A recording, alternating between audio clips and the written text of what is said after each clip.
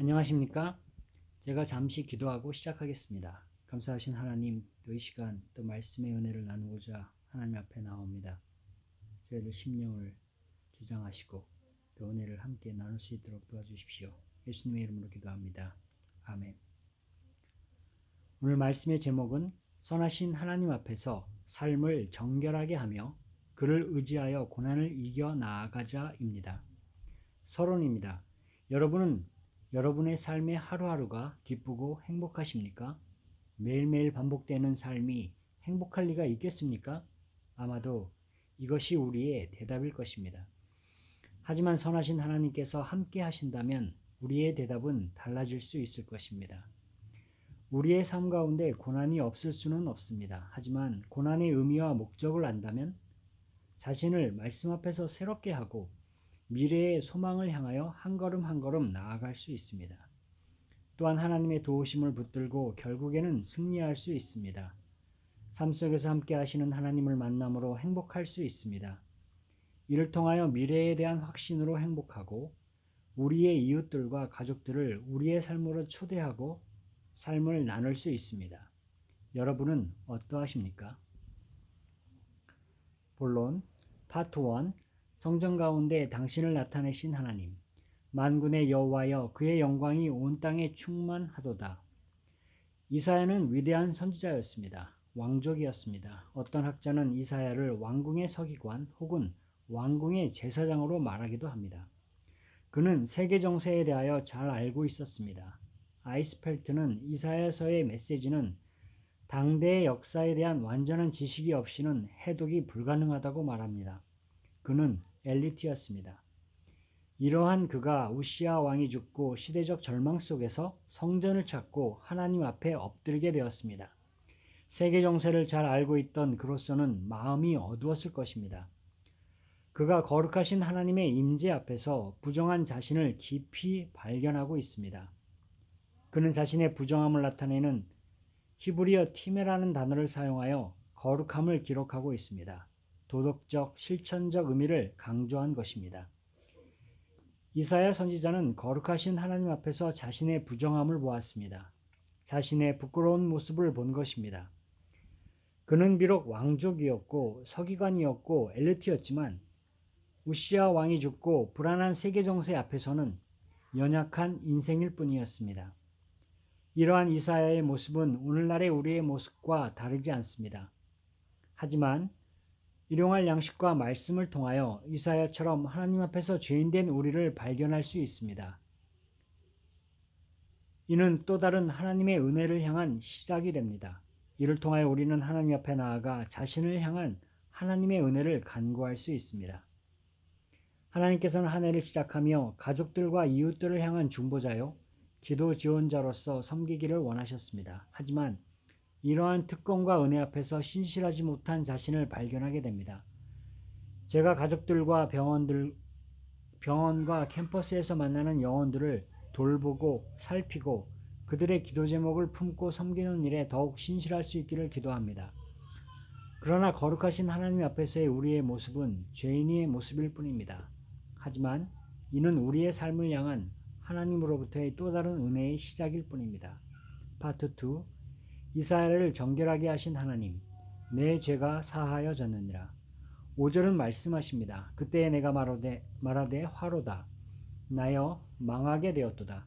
나는 입술이 부정한 사람이요 나는 입술이 부정한 백성 중에 거하면서 만군의 여호와이신 왕을 배었음이로다 하였더라.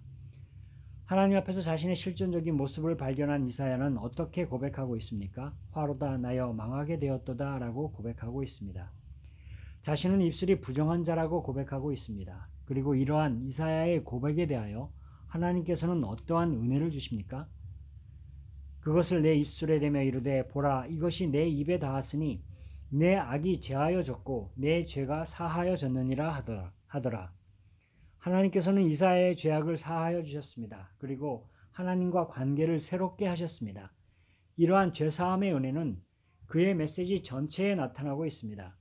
이는 이사야가 받은 하나님으로부터의 죄사함의 은혜가 그에게 얼마나 감격적이었는가를 증거하고 있는 것입니다. 또한 이스라엘의 삶의 모습을 생각해 볼 수 있습니다. 이사야 전반부는 이스라엘의 모습을 기록하고 있습니다. 그들은 하나님의 거룩한 백성으로서의 삶을 상실한 상태였습니다. 그들은 창기가 되어 버렸습니다. 하지만 하나님의 말씀은 죄악을 드러내는 것 자체가 목적이 아닙니다.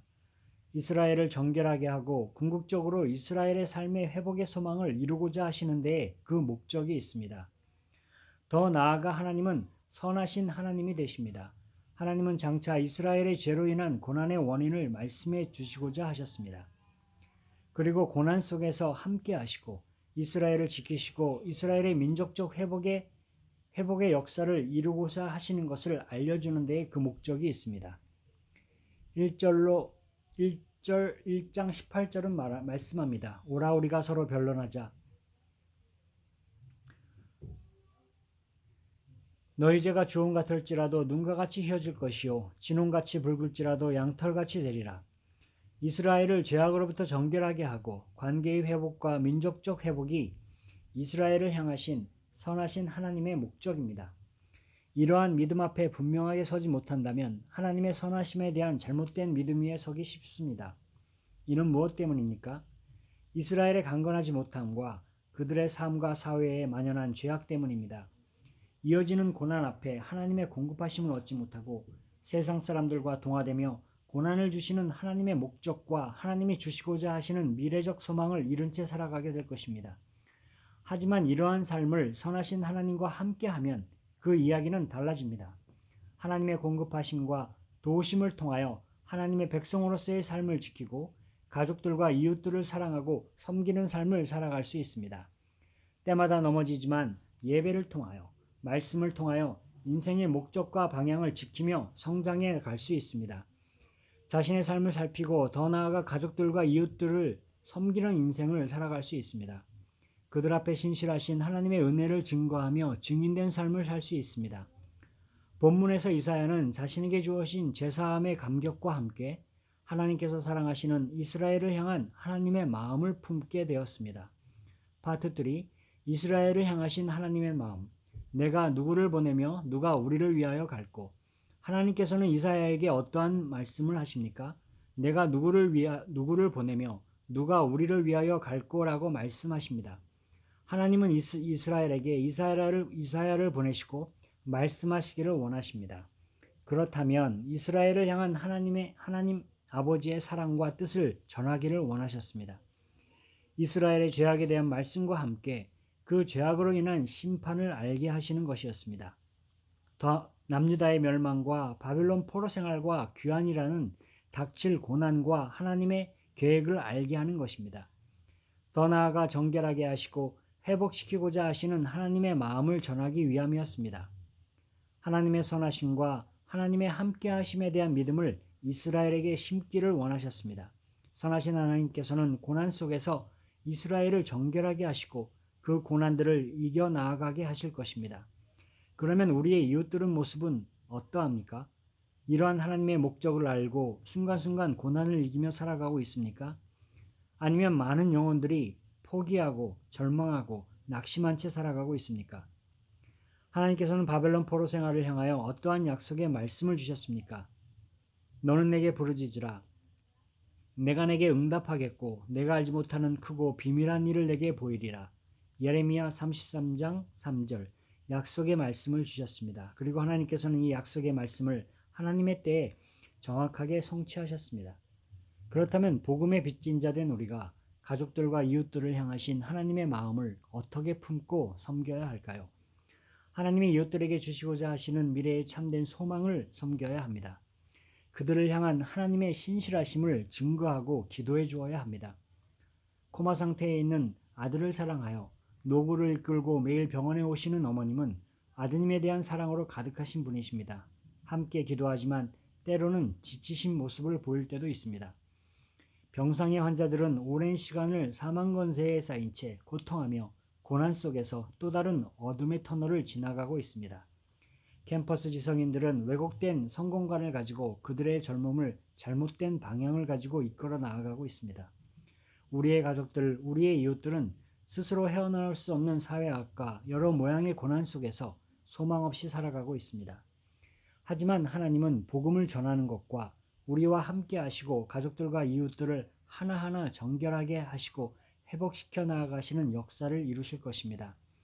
선하신 하나님과 이스라엘을 사랑하시는 하나님의 소망을 섬길 때 선하신 하나님의 말씀이 그들 삶 가운데 응하고 죄로 고통하는 가족들과 이웃들의 삶에 하나님의 나라가 임하고 그들이 하나님의 백성으로서의 삶을 회복해 나아가는 미래를 지치지 않고 섬겨 나아갈 수 있습니다. 8절입니다. 내가 누구를 보내며 누가 우리를 위하여 갈꼬. 결론, 하나님께서는 일생 죄악된 삶을 살 수밖에 없던 저의 삶을 긍휼히 여겨주시고 죄사함을 주셨습니다. 주의 종으로서 한 교회를 품고 섬기는 비전을 주십니다. 현재는 대학원 학업을 통하여 제 자신을 준비해 나아가시는 시간들입니다. 하나님께서는 병원 환자분들과 가족들, 캠퍼스에서 한 영혼 한 영혼들을 섬기게 하시며 그들 가운데 두십니다. 중보자요 기도 지원자로서 그들을 사랑하시는 하나님을 섬기게 하십니다. 가난하고 배고픈 어린 생명들과 노숙자들을 위한 작은 섬김의 열매를 맺도록 기도응답을 주십니다.